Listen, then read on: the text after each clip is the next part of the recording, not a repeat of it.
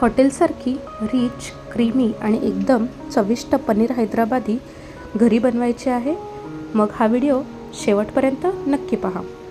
नमस्कार, मी अक्षदा. तुमच्या स्वाद अनोखा बाय अक्षदा चॅनलमध्ये तुम्हा सर्वांचं मनापासून स्वागत करते. चला तर मग वेळ न घालवता आपण सुरुवात करूया आजच्या खास पनीर हैदराबादी रेसिपीला. सर्वात पहिल्यांदा मी इथे बिडाची कढई गरम करायला ठेवली होती. त्यात एक पळी तेल घातलेलं आहे आणि 2 मीडियम साईजचे कांदे चिरून घातलेले आहेत. 4 ते 5 लसूण पाकळ्या, अर्धा इंच आल्याचा तुकडा आणि 10 ते 12 काजूचे तुकडे घालून घेतलेले आहेत. ही हैदराबादी रेसिपी असल्यामुळे ह्यात लाल मिरचीचा कमी वापर केला जातो. त्याकरता मी इथे 7 ते 8 हिरव्या मिरच्या घालून घेतलेल्या आहेत. तुमच्या तिखटाच्या आवडीनुसार तुम्ही इथे मिरच्या वर खाली करू शकता. व्यवस्थित आपल्याला हे कांदाचा कच्चेपणा जाईपर्यंत आणि काजूचे तुकडे मऊ होईपर्यंत हे छान आपल्याला 7 ते 8 मिनटं फ्राय करून घ्यायचं आहे. मी कांदा फ्राय करायला इथे बिडाची कढई यूज केलेली आहे. बिडाच्या कढईचे खूप सारे फायदे असतात. ह्या कढईची मी लिंक तुम्हाला ह्या बायोमध्ये देईल. आता आपलं वाटण थंड झालं आहे. मिक्सरच्या भांड्यामध्ये सगळं वाटण काढून घ्यायचं आहे. थोडीशी कोथिंबीर घालायची आहे. यात 20 ते 25 मी इथे पालक स्वच्छ धुवून घेतलेला आहे, ते घातलेलं आहे आणि अर्धी वाटी पुदिना घातलेला आहे. पुदिन्याची पाने स्वच्छ धुवून घातलेली आहेत. आता ह्याचं मिक्सरचं झाकण लावून आपल्याला ह्याची मस्त बारीक पेस्ट करून घ्यायची आहे. पेस्ट आपली तयार आहे. इकडे मी 400 ग्रॅम पनीर घेतलेलं आहे आणि ते मी हे असं चौकोनी कापून घेत आहे. पनीर कापल्यानंतर छान गोल्डन ब्राऊन होईपर्यंत फ्राय करून घेतलेलं आहे. चारही बाजूने व्यवस्थित फ्राय करायचं आहे. पनीर गोल्डन ब्राऊन झालं की खूप छान लागतं चवीला आणि दिसतानाही खूप छान दिसतं भाजीमध्ये. अगदी हॉटेलसारखी चव येईल या पद्धतीने जर तुम्ही भाजी केली तर. पनीर फ्राय करायच्या वेळेस यावर तुम्ही थोडंसं मीठ स्प्रेड करून घ्या, म्हणजे त्यातला जो ओलावा असतो तो कमी होत नाही आणि पनीरला चवही येते.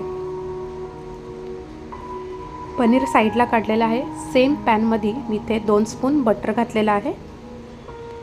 बटर छान मेल्ट झालं की त्यामध्ये आपण 1/2 टीस्पून जिरे घालून घ्यायचे आहेत. जिरे पण छान तडतडून द्यायचे आहेत. व्यवस्थित फ्राय होतात, कच्चे ठेवायचे नाही आहेत. फक्त बटर नाही, थोडंसं तेलही होतं त्याच्यात, म्हणून मी तेल घातलं नाही. जर तुमचं तेल संपलं असेल त्यातलं तर तुम्ही अर्धा पळी तेल घालून घ्यायचं आहे ह्याच्यात.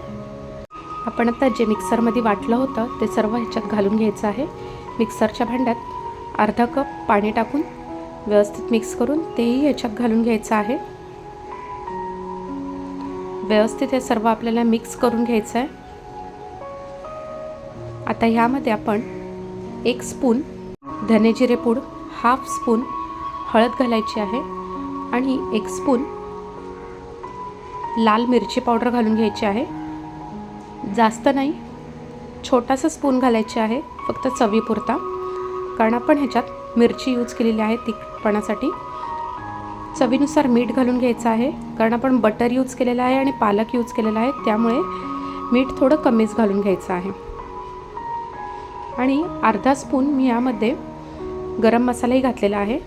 आता हे झाकण ठेवून आपल्याला व्यवस्थित 7 ते 8 मिनटं छान शिजून घ्यायचं आहे. झाकण काढल्यानंतर तुम्ही बघू शकता किती छान ह्याच्यावर तवंग आलेला आहे. तर ह्यामध्ये आपण जे गोल्डन ब्राऊन असे पनीर फ्राय करून घेतले होते ते घालून घ्यायचे आहेत. पनीर घातल्यावर हे व्यवस्थित मिक्स करायचं आहे.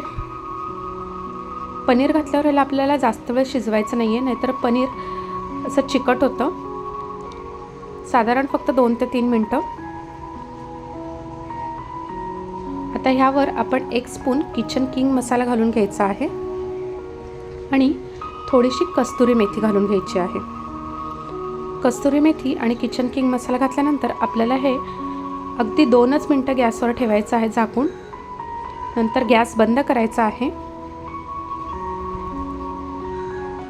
आणि ह्यावर आपण सर्विंगच्या आधी 2 स्पून रिच अशी मलाई क्रीम घालून घेणार आहोत। ही मलाई क्रीम घरचीच आहे। अशा प्रकारे आपली पनीर हैदराबादी रेसिपी तयार आहे। घरच्या घरी अगदी सोप्या पद्धतीने पनीर हैदराबादी कशी वाटली हे कमेंटमध्ये सांगायला विसरू नका। Please like share subscribe.